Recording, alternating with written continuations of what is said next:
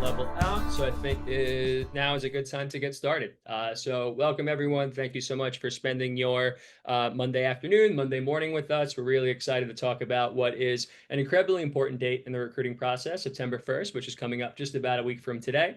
And just before we get into the specifics and introducing ourselves, we just want to make a quick note that some people who are currently in this room may have received an invitation to this webinar that might be outside of the actual scope of what the importance of September 1st is more than anything else. So we just wanted to quickly mention who specifically is impacted by this date. And this is going to be specifically for student athletes who are currently in the class of 2027, so rising juniors in the recruiting process, that particularly play either the sport of softball or men's lacrosse or women's lacrosse. If you are someone who is younger, such as in the class of 2028, you absolutely can still get a lot of great information here today. Just know that September 1st will be more important for you going into next summer in 2026. We just want to make a quick note that if you are someone playing outside of these sports, there'll still be some valuable information here, but just know that we will be talking specifically about the importance of this date for the people who play in these sports specifically. So apologies if there was some confusion regarding that, but definitely just wanted to alert that if you are a softball player, a men's lacrosse player, or a women's lacrosse player, and you are looking forward to getting in contact with Division I coaches, that is going to be the main topic of discussion here today. So thanks all for joining, and if you have any questions, just feel free to contact our customer support staff at help@sportsrecruits.com if you need any further clarification on that. So now just to get into a brief introduction of ourselves, my name is Mike Babich. I'm a senior recruiting analyst here at SportsRecruits, mainly working with student athletes and families who are seeking out additional support in the recruiting process, whether that be communicating with college coaches, putting together really good highlight videos. And also a big piece is making sure that student athletes are getting ready for some of these communication dates, particularly if they are interested in playing at the Division I level. So my personal background is in football. I played at the Division I level, Division III level, excuse me. I coached at Division II level. So really excited to get more into this topic. This is a date that's been very important for us as long as I've been working at SportsRecruits. So really excited to share you the information here today. Awesome. Thanks, Mike. So my name's Emily. I'm the Director of Customer Success over here at SportsRecruits. So I run our customer success team. I also work closely with our recruiting analyst team, which is Mike, making sure, that all of our content is up to date. Anything that has to do with the recruiting process. A little bit about my recruiting process. I was strictly looking Division III, where I ended up playing basketball at Franklin and Marshall College, a small liberal arts school located in Pennsylvania. During my time there, I worked in the athletic department. I worked with various teams, and I was also the assistant to the associate athletic director. As Mike said, September 1st is a really exciting and nerve-wracking date. So, really excited to go through the importance of it, what you should be doing to prepare, and then what you should be doing afterwards and how Sports Recruits can really help you in that process. Awesome. So we're just going to do a brief preview of what exactly our agenda is going to be today. I'm just going to first start off just by talking about the importance of this date, who explicitly is impacted by September 1st, which we touched on a little bit more, but we'll just explain that a little bit further. And also the expectation of September 1st. A lot of you have probably received a ton of emails identifying this being a really important day in your recruiting process. So we'll explain, why we don't want to overreact or underreact to anything that may come from college coaches at this point in time. Then Emily will take over and talk mainly about how to know where you stand, the steps that you should take moving forward as a student athlete in the 2027 recruiting class, and also highlight some of the features on Sports Recruits that can really be an asset to you moving forward. And as always, we will have some time at the end to answer some questions, but feel free to type in questions whenever you would like. We'll try and cover them during the presentation, but we'll also try and tackle as many of those after we finish up our slides here as well. Yeah. Go Sorry, ahead. I was just going to say another PSA. Everyone's going to receive a recording Yes. of this webinar as well, so don't feel like you need to memorize everything that we're saying. You'll most likely get that tomorrow or the following day, and it'll be up on our webinar page as well. Perfect. Yeah, everyone will receive a YouTube link of this, so take screenshots if you'd like, but you'll have multiple opportunities for that later on as well. Great call out. So really important, September 1st. Why is this important for you? So for those of you who have finished your sophomore year, maybe some of you have already started junior year, maybe some of you are going to be starting after Labor Day next week. September 1st is the allowable date for college coaches in softball, men's lacrosse and women's lacrosse to initiate or engage in recruiting related discussions with you as a student athlete. So this can be in the standpoint of a phone call. This can be an email that you receive. This is a text message that you might get.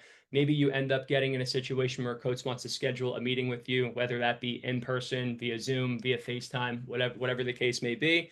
But again, the big piece of this is for those of you who have been actively engaging with college coaches. You probably have received a lot of replies from Division I coaches saying something to the effect of, thanks for your interest. Due to NCAA regulations, we can't speak to you further. Here's a link to the upcoming prospect camps that we're hosting.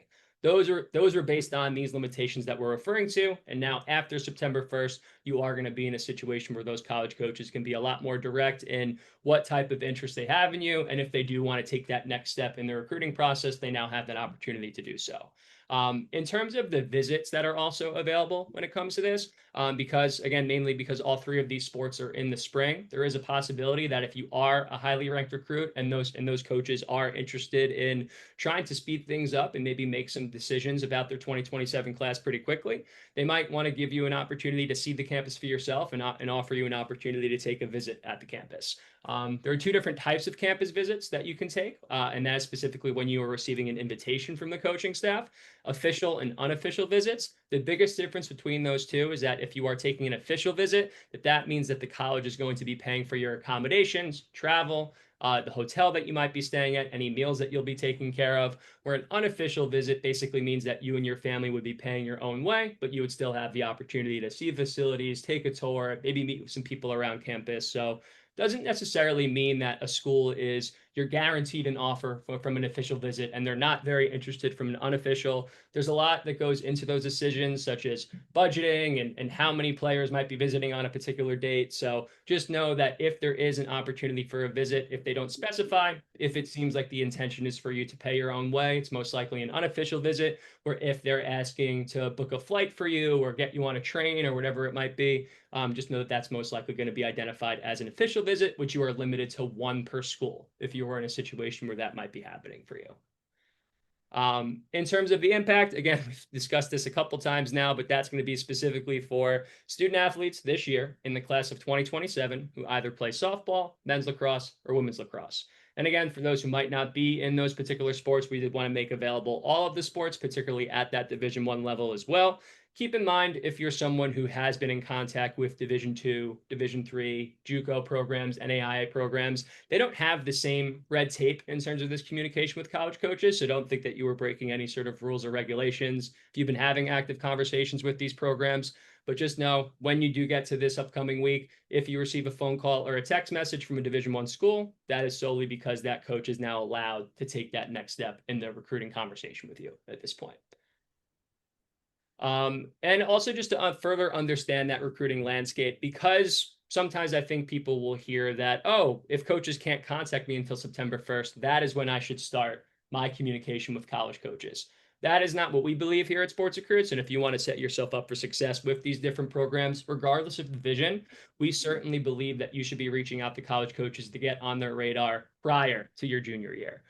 So for those of you who do have interest in competing at the Division I level, don't panic if you haven't started reaching out to schools. It doesn't mean that you're too late or there's no hope. Just know that the competition that you might be going against, there may be some athletes who did start reaching out and sending introductory emails during their freshman year or during the beginning of their sophomore year. There's a lot of interest in playing at the Division I level. There's not a ton of spots available. So again, don't necessarily think that there's absolutely 0% chance that you're going to be able to break through with these schools. Just know that there's going to be a ton of interest. And when a lot of student athletes think of playing at the college level, the first schools that come to mind are Division I programs. So we just want to stress the importance more than anything that when you are getting ready to do this communication, whether it be for the first time or if you've been actively engaging with these different college programs, they may take a little bit of time before that legitimate interest starts coming in. And we'll get more into this later in terms of not panicking or not overreacting if you don't get that immediate interest right away. We just want to give everyone a sense of how some student athletes might figure out and how they might put together that communication game plan. Because if they do have that high level Division I interest, chances are they've been thinking about playing college lacrosse or college softball for a pretty long time at this point. Yeah, something Mike and I always say is September 1st is when you're going to see all of that hard work pay off that you've been doing over the past years, past months. And again, if you're sitting here and you're thinking, Mike, Emily, I am interested in D1 and I haven't been sending that much communication, that's fine. Now's the time. Now you know what you need to do. We're going to give you reasons you should be reaching out. We can share some templates as well. But it's really important you're constantly communicating with college coaches even after September 1st and continuing to keep them in the loop. And we'll talk about ways to be doing that. Yeah, exactly. So now what to expect, right? If you are someone that has been actively in discussion with schools, you've been sending updates to your highlight videos, you've been reaching out before big tournaments or recruiting showcases that you've attended. If a coach has enjoyed what they've seen, maybe you've received some view notifications on your IMLCA recruits, IWLCA recruits, or sports recruits profiles. So you might be in a situation where September 1st, September 2nd, it is Labor Day. So keep in mind, maybe you don't hear from every single coach right away on September 1.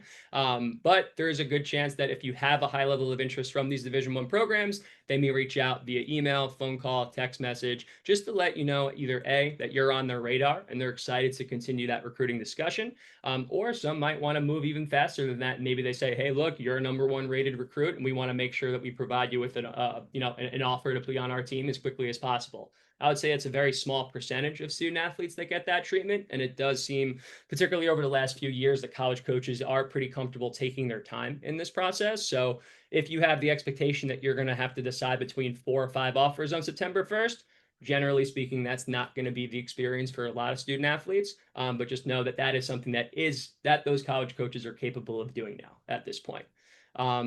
So again, offers are on the table, but it doesn't necessarily mean that that's how college coaches are going to utilize this date. More often than not, particularly with the student athletes I've worked with over the last few years, it's been more of an announcement of, hey, we like what we've seen. We're excited to get to know you better. We're going to be in touch about scheduling something with you soon, and hopefully we can get you on campus so we can show you around and make sure that you believe that this could be a good fit. And if they want to take that next step in terms of an offer, that can happen over the next few months. Some people may even take the next year or so to make those decisions. So it's a very wide scope. Not every school treats it the same. So just know the college coaches may work on different timelines, even though September 1st is that date for all of these Division I programs. Yeah, I think as Mike mentioned, coaches are taking a little bit longer to give out those rosters. And I think there's a bunch that has to do with that. The transfer portal, more athletes transferring, having more years of eligibility, and honestly, just more athletes wanting to play at the next level and interested in that D1 level. So again, don't panic if you don't receive an offer on September 1st. As Mike said, more likely than not, you will not receive an offer, but you'll start having more of those intense, in-depth conversations about where you are in your recruiting process and if that program could be a good fit for you. Yeah, and another piece too is with a lot of Division I programs. Some of you may have attended some webinars or read some articles that we've put together on the NCAA settlement, where Division I programs, a majority of Division I programs across the country, are now going to have stricter roster limits. So they might not have as much roster availability as they've had in previous years, which also maybe makes that decision-making process take longer because they're not going to have as many players that can play defensive midi, or they can't carry as many catchers as they have in previous seasons. So just know So all of these different things end up playing a role in how these coaches try and build out the rosters for future years. yeah, and we'll definitely pull some of those, Mike mentioned, those articles that we put together about the roster limits, and we'll throw them into the chat so you guys can take a look at those because that's a really good point, Mike. Yeah, definitely. And so yeah, so now how to know where we stand and steps to take moving forward. I'm going to kick it over to Emily to break all that down for you all now. Awesome. So here's some questions that you should be asking yourself after that September 1st date. Again, Mike brought up a good point. It is Labor Day weekend, so may not be as much as many emails or phone calls happening on that day. But did I get a phone call or a personalized message? Two, did a college coach reach out to your high school or club coach maybe before September 1st, maybe over these past few weeks? Hey, really interested in Mike. We're going to give him a call on September 1st, September 2nd. Like, do you know where we stand on his list? Do you think this would be a good fit? Do you have any feedback on how Mike is as a player? And then finally, have you talked to your advocates about your target list to really open up this conversation to see if have gotten these calls from these college coaches? But also, too, to really help you have a realistic expectation of what will happen on September 1st. Hey coach, these are the Division 1 schools on my list. Do these make sense? Are all of these reaches or some of these fits or some of these safeties? So definitely if you haven't talked to your advocates about your target list, it's really important that you do that so you can really set some expectations for yourself to know, what's going to happen on September 1st. Is this a possibility? Or should I be adding more Division 2 or Division 1, Division 3 programs? Should I be making that list a little bit more wider in terms of having a good amount of reach, fit, and safety schools, both academically and athletically? And then again, just going back to number one, did you get a phone call or a personalized email? How to spot those personal emails? They're usually short, sweet, and to the point. They're using, hey Mike, I saw you play here, or I've been following your recruiting process closely. I'd love to get on a phone call, or I'd love to invite you on a visit. Um, yeah, so these are definitely the things that you should be looking for to know where you stand after that September 1st date. Mike, I don't know if I missed anything. No, I think you nailed it. I think the big thing that I would also say too is that if you haven't necessarily gotten a ton of attention from Division One programs that you are contacting, you shouldn't, in addition to not really being worried about that or panicking, Division Two, Division Three programs, NAIA programs, they typically recruit later in this process as well. So even if you are in a situation where you are reaching out to different college programs for the first time, usually those programs not at the Division One level take even more time than these Division One programs do in terms of making decisions. So you still have plenty of time to break through of some of those other programs you might start to put on your radar. Totally. That's a great point. Cool. So steps to take moving forward. First one we have here is what we call a feet to fire email. So if you're a student athlete who has been messaging these Division 1 coaches over the past few months, over the past few years, and September 1st happened and you don't get the response that you're looking for, right? You've been contacting a group of Division 1 schools for the past few months. We recommend sending what we call the feet to fire email, which is an email that's again short, sweet, and to the point, where you're reaching out to these Division 1 programs and saying, "Hey, I'm really interested in your school. I'd love to hear where you are in your 2027 recruiting class. Are you still looking for a catcher? Are you still looking for a goalie?" Right? So putting your position there and asking to set up a phone call to learn more about their program and if you would be a good fit. Again, I can't stress this enough. You should only be sending this message if you've had prior communication with this school. This shouldn't be the first message that you send to a Division 1 program. Also, you should continue your communication, right? Any updates you have around events, new highlight reels, new playlists, test scores, transcripts, setting up those phone calls. The recruiting process doesn't stop after September 1st if you don't get communication from programs that you're interested in. It's really important that you continue to press forward and go through the recruiting process. Also, now could be a really good time to take a look at your list and maybe cast a wider net, which I was referencing earlier. Showing that favorites list to your athletic advocates and seeing if you have a good amount of reach, fit, and safety schools athletically and academically. And then finally, as Mike and I have said countless times throughout this presentation, don't panic. This is just the start of direct communication between you and the college coach. Again, meaning a college coach can have open conversations with you about where you stand in their recruiting process and to learn more about you. It's super important that you continue to reach out, you're continuing to go to events, and continuing to have conversations with your advocates to ensure you're on the right page with the schools that you're targeting. Yeah. And the only thing I would add to that too is, especially for a lot of the student athletes that I work with, they will say something to the effect of, "Hey, Mike, I've contacted this school 3 times or 4 times and I never heard back, and they didn't contact me on September 1st. Should I give up on that school?" And I think just a general piece of advice I would want to give everyone here today is a lack of response doesn't always necessarily mean there's a lack of interest. And in my opinion, if it's a school that you are a big fan of, the only reason that you should give up on that program is if they explicitly say that they are no longer recruiting your position in that 2027 class. I've seen it enough times now where I've worked with athletes directly who have, after the fifth or sixth email, for some reason something clicks, and that's what starts that recruiting relationship. So again, how consistent can you say? We're not saying that you should just like spam the coaching staff and send the same email over and over again, but as long as you're providing really good and new information, you can feel pretty secure in setting those follow-ups, even if you're not getting the response that you were originally hoping for. Totally. There could be a million reasons why a program doesn't reach back to you, and you don't want to assume it's just because they're not interested in you. It's a Exactly. great point. Cool. So I'm going to run through just the different types of features that you should be using before and after September 1st. Biggest one here is building a complete profile. I can't stress enough how important video is. So what a lot of users on SportsRecruits may not realize is there's obviously the student athlete side of the platform, but there's also a college coach side of the platform. And what you see in this picture right here is college coaches can log on to SportsRecruits and look for student athletes based on certain criteria. And so athletes who have video filter at the top of these search feeds. So it's really important that you have video, one, for this reason, but also coaches need video in order to evaluate you. They can't be everywhere in person to see you play live. So video is really important. And I'll talk about the different type of video you should have, I think, in the next slide. But other information, your class year, which is really important because that's how college coaches know if they can communicate with you or not. You have other academic information, your athletic information.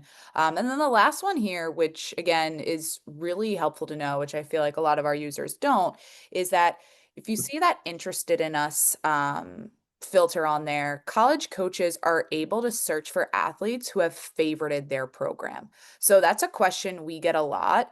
Does a college coach know my full target list? The answer is no, but they do know if you favored their specific program, and they're able to search for athletes through that filter. So it's really important to keep your target list up to date, and make sure that you're favoriting schools that you are interested in, because coaches can look at athletes through that filter, which is really cool.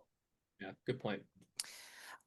Cool. So different types of videos. Video is so important. So we have 4 different video types that you can have on your SportsRecruits IW and IM profile. First is a pinned playlist. So this is a new feature that was created directly from college coach feedback and how they want to view video.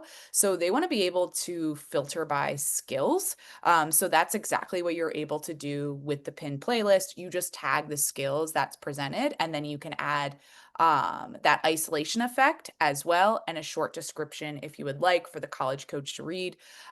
This is at the top of your profile, and it's really important that you're continuing to update this with your top moments, right? So this is moments of all time in terms of the video that should be up there. Then we have highlight reels. So this could be compiled plays from a season, a tournament, maybe in a specific game that you played really well in. So this is all from live footage. It's your best clips from those compiles of plays. So your best clips from maybe your sophomore season, or if there was a certain event you went to. When picking out clips to add to this, it's really important that you're only putting your best clips. So we say 4 to 5 stars should be in the highlight reel. And then also ensuring that you're showing a variety of different skills. So for instance, if you're in attack, we obviously know you guys are scoring a lot of goals, and that's really exciting, but you're doing a lot of other things as well. That could be, assists, ground balls, hustle plays. Make sure you're showing a variety of different skills. Then we have a skills video. So this is strictly training videos. So when we say training videos, I mean from practice. So these types of videos is for you to demonstrate your technique and different skills. So again, this should only be a practice setting of you doing drills, maybe 3 or 4 times of one drill, and then switching to another drill to show a different skill. And then finally, we have live footage. Sometimes college coaches want to see live and unedited footage to see maybe how you're acting off ball or not in play. This could be an inning, half a game, a full game. Just make sure you have some unedited live footage up on your SportsRecruits profile. I think really important to add, and I'm not sure if this is on the next slide, but you can upload unlimited amount of video, and you can really use it as a hub to keep all your recruiting video one place and make it visible and not visible, but definitely take advantage of that. Whether if you're a pro user or a free user, you can upload unlimited amount of video. Yeah. The only thing I would want to add on to that is because the pin playlist might be something that is a little bit newer or something that you've seen on your profile. You just haven't known how to go about that just yet. Let's just say hypothetically, you're in a position where you've put together 3 or 4 highlight reels over the last year or two. You put together a high school reel, you put together a summer 2025, you put together one from last fall. Using the pin playlist as a way to basically highlight the best 3, 4, 5 clips in each of those videos is what we found to be the best use case and the best way to generate traffic with those student athletes, with those college coaches, I should say. I think the really great thing the reason why we really like to promote pin playlists is because college coaches directly told us what they want to see. And it Mhm. also gives you more information to work with as well. Where when you're receiving views on your Sports Recruits account, IM or IW account, if they watch your highlight reel, you're receiving a view that they watched the video, but you're not getting any additional info in terms of how much time they spent, whether that's 30 seconds or the full 3 minutes that you may have put together. When you put together a pin playlist, we can let you know that they've watched 7 of your clips, 10 of your clips, 15 of your clips. And that's just so much more data to work with for you. So you actually have so much of a clear understanding of, okay, clearly I'm doing something right here because that coach just spent a significant amount of time looking at the videos that I've made available to them. Yeah. Incredible point. You're going to know exactly which clips, which skills as well, like that they were taking the time to look at. And someone wrote in, should pin playlist be continually updated or just by season? As Mike said, continually updating those from, your best highlight reels and things like that. So definitely. Yeah. And that goes if you have a fall season coming up and you have a couple of really impressive goals or an awesome check or ground ball and you don't have enough film to make a new highlight reel, just upload those 2 to 3 clips and make them accessible on the pin playlist because that's something Yeah. that should be ever changing. So And any video is better than none. Or yes. if you have 3 or 4 clips, just get them up there so you have video for coaches to see. Yeah, 100%. Cool. So building your target list of schools. So this is something that you're constantly going to be referring back to. This process is fluid. Your list is going to change, especially maybe after September 1st, going over some communication you got. So if you are new and you're just starting to build out your list, we tell student athletes to aim from anywhere from 20 to 30 schools. And again, having a good amount of reach, fit, and safety schools, both academically and athletically. Now, when you're thinking about a school and a program, it's really important that you're not just thinking about that athletic fit, but these 5 categories we have up here. So we have the academic fit, the athletic, geographic, social, and then finally the financially. So if you can check 4 out of 5 of these boxes, that school is probably the right fit for you holistically. So academically, does it have majors you're interested in? Is it important that you go to a school that has maybe smaller classes, or are you okay going to a school where you're going to be in an auditorium with, 400 people? Athletically, what level do you see you're playing at? What level do you see yourself playing at? But then I think even taking it a step further, right? Am I okay going to a school that maybe I won't be able to play until junior year? Or do I want to go to a program where I'm able to start and make a difference freshman year? Geographically, distance from home is important for, family, to friends to be able to come to your game. Are you okay getting on a plane ride and going across the country? Socially, how big of a school? Are you interested in studying abroad? Greek life? And then finally, financially, and that's something that definitely should be a deeper conversation as you really start to narrow down that list. But talking about FAFSA, talking about financial aid and what your family may be expected to pay with those, few programs less on that target list. But again, this is going to change. Your likes and dislikes will change in programs. Just because you have a school on your target list now doesn't mean it needs to stay. And definitely after September 1st will be a really great time to reorganize this list and make sure that you have contacted all these schools. And yeah, definitely something to continue to look at. Cool. Awesome.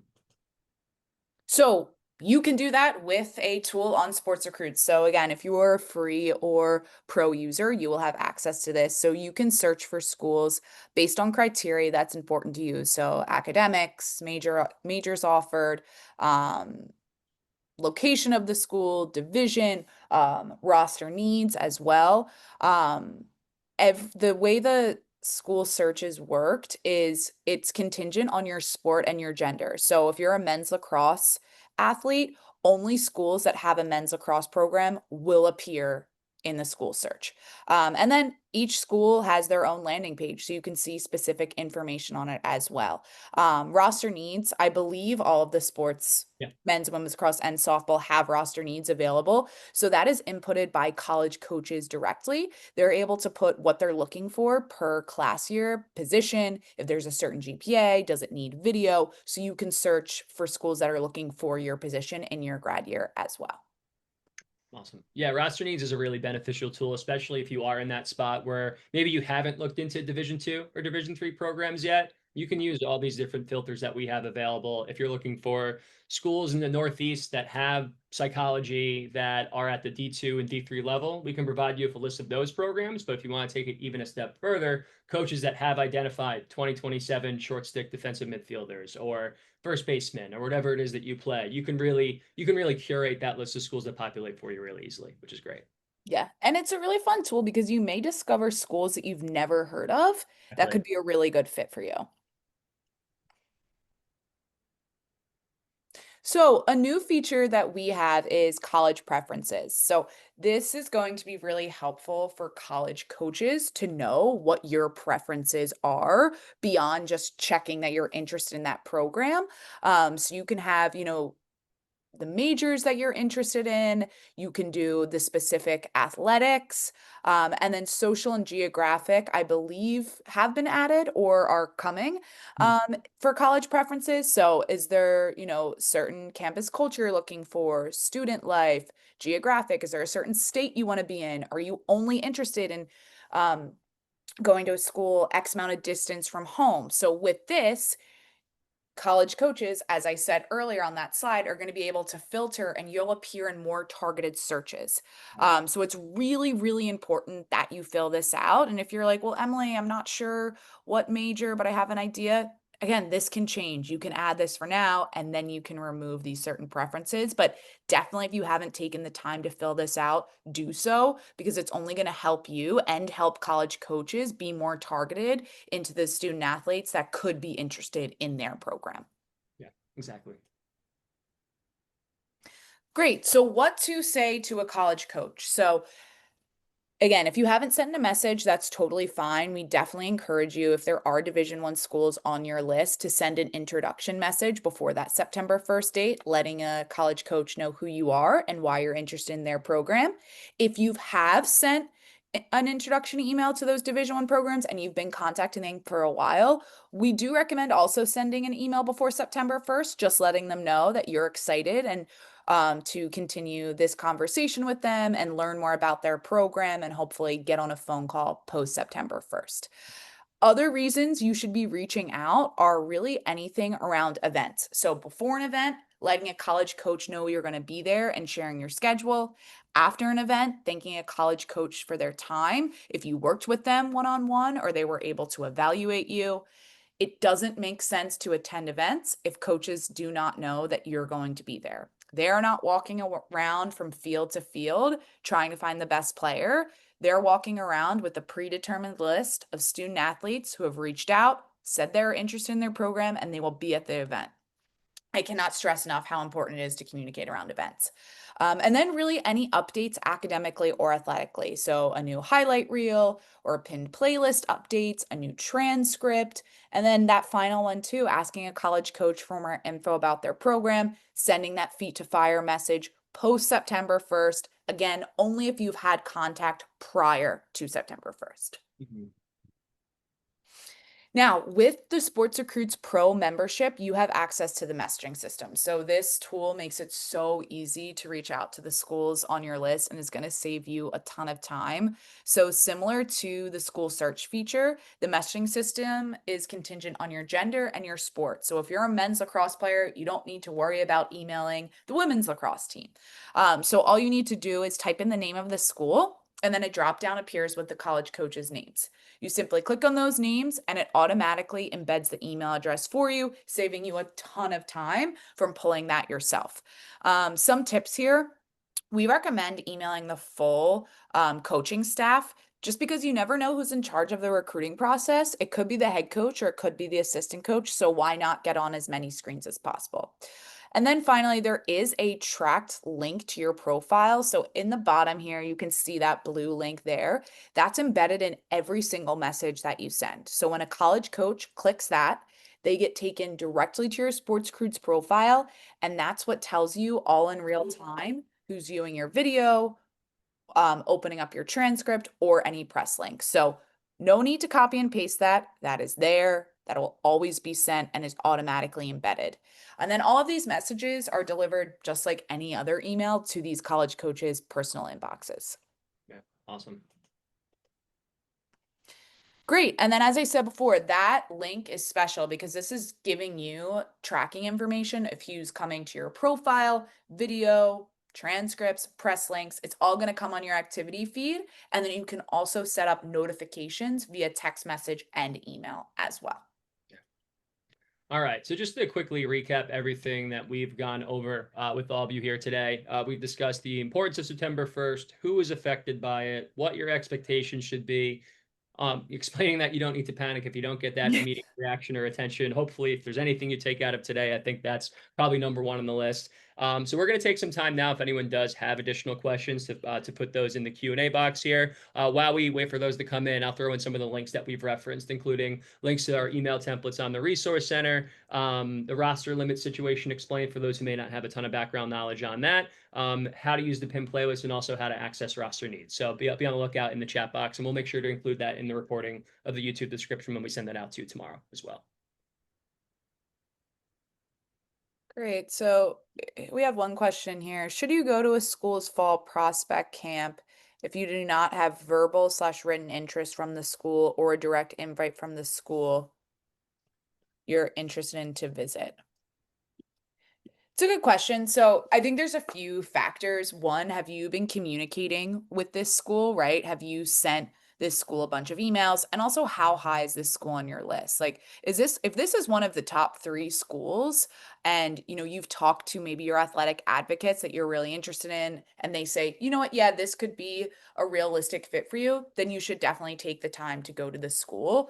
You should not be attending every prospect day on your target list. It's unrealistic. It's a lot of time, frankly, a lot of money as well. So you should really only be attending ones that you're very interested in, you've sent a lot of communication in, and that could be, a realistic fit for you athletically. Yeah. Another one that just came in is how soon after September 1st should a Feed the Fire email be sent?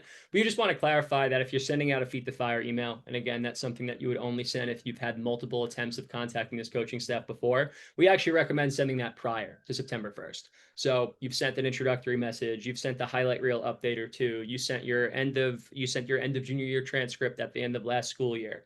That would be something that we would recommend this week, particularly saying, hey, coach, hopefully I've made it clear that I'm interested in your program. I think your school and the team that you put together has everything I'm looking for to compete at the next level. I'm excited for September 1st, and I hope that we continue to stay in touch after that date. That's ultimately what the point of that Feed the Fire email is. So rather than sending it after September 1, we would recommend sending it the week leading up. So sometime today or tomorrow would probably be in your best interest. Great. We have a lot more emails coming in.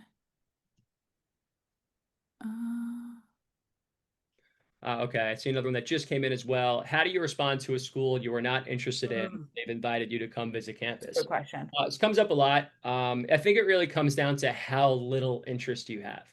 So if you're, and this goes for phone calls as well, because this comes up a lot where I work with some student athletes where they will hear from a college program that says, hey, look, we came across your profile or we saw you in an event, really liked the type of player that you are. You think you'd be a great fit here. We'd love to speak to you on a phone sometime soon to tell you more about our program.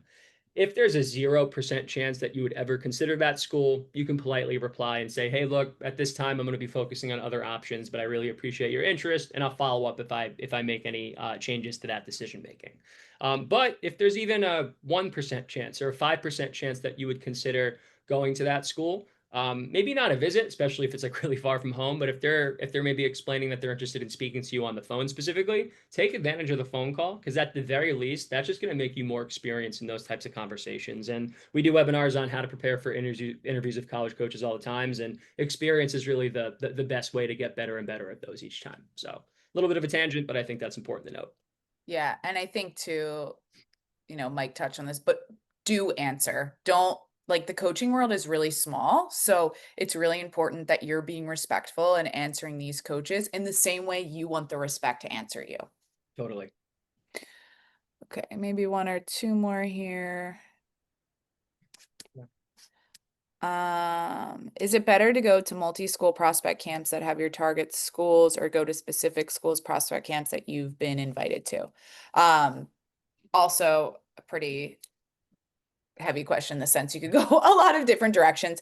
Definitely depends on where you are in your process and what events you've gone to so far. So those multi school events are what we call like showcases. So if you're looking to get a lot more exposure from a lot of different programs, it does make sense to go to those early on in your process and even like the middle of your process. But if you're really starting to narrow down that list and you're having deeper conversations with these schools on your target list, it may make more sense to go to those individual prospect days because then you'll get more one-on-one exposure to these programs. Yeah, definitely. If you have established that recruiter relationship, I think the prospect camp at the campus is much more beneficial. Where if you're kind of at the earlier stages, that's where I think showcases could be a benefit. Yeah. Last one we have time for here. Is there any way to judge a level of interest a school might have if they only invite you to their fall prospect camp and not including something like an individual, unofficial or official visit option? So with that, I think if you're not getting that specific feedback from the school in terms of what their interest is, I think the best thing that you can do is look over if you have received any activity from those schools. Have they watched your videos? Have they seen you at events? Have they, have they taken some time to at least evaluate you in some way, shape, or form? And if that's not clear when you look through that, that's a perfect time to bring in an athletic advocate, such as a club coach or a high school coach or someone that you trust, and just asking them flat out, hey, look, do you think this is a realistic option for me? Should I continue my communication with them in some way, shape, or form? If they end up telling you, hey, look, we think that you're probably going to be a better fit at a Division II or maybe a lower level D1 school that's not in the top 25, I think that's really valuable for you to know because like Emily was saying, you can't attend every camp you receive an invitation to. So you would rather spend your time and your money wisely on schools that you do have a legitimate shot at being recruited by. Yeah.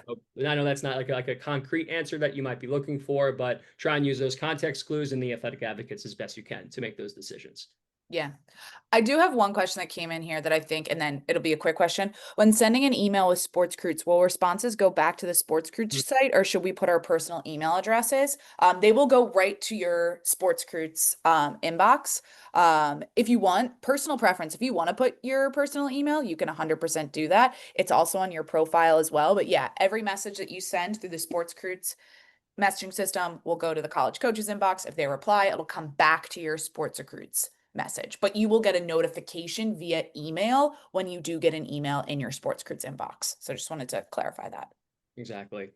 All right. I think that is all the time that we have today. So again, really appreciate everyone taking time out of their busy schedules, watching this webinar with us here today. Again, if you didn't get a chance to screenshot something or take a look at some of the graphics we made available, a recording will automatically be sent to you. You'll receive a YouTube link soon. We'll also include the links to some of those valuable resources I included in the chat here. Yes. So thanks everyone so much. I really appreciate you taking the time. Best of luck for those of you in the class of 2027 who might be getting some communication coming next week. And we hope to see you again on another webinar sometime soon. So best of luck, everybody. Good luck, guys. Thanks.